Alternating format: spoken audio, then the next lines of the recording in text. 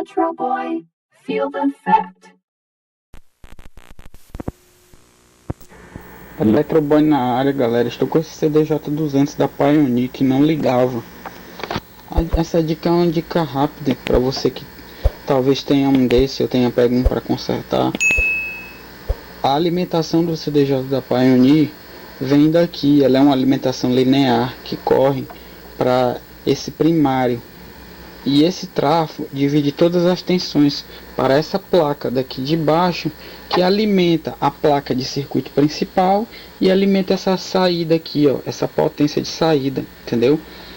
Ele estava sem ligar e na maioria das vezes o defeito pode estar nessa alimentação linear. Assim, o mais básico é que vocês saibam que sempre o defeito pode ser um fusível, entendeu? Porque pode ter ocorrido um surto de tensão, uma sobrecarga de corrente.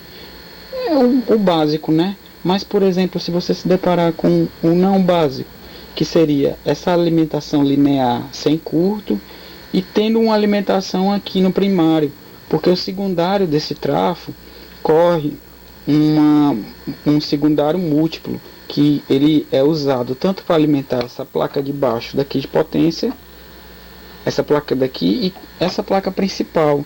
Então, suponhamos que o problema possa estar aqui embaixo, nessa placa que alimenta a placa de potência.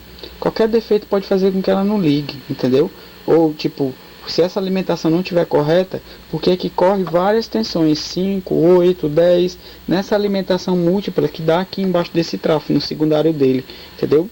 O problema dessa que ela não estava ligando era esse transistor aqui, que vai aqui, que faz parte da alimentação da convenção de tensão da placa de baixo, e um diodozinho básico, um diodo de retificação de corrente.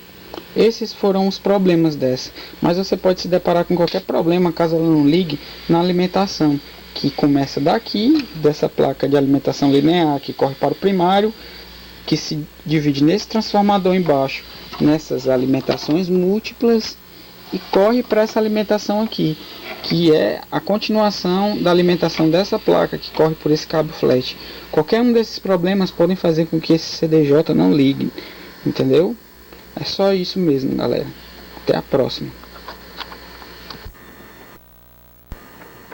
Agora temos o CDJ ligando, ó, em pleno funcionamento, ó. Tudo ok. É isso aí, galera. Até a próxima.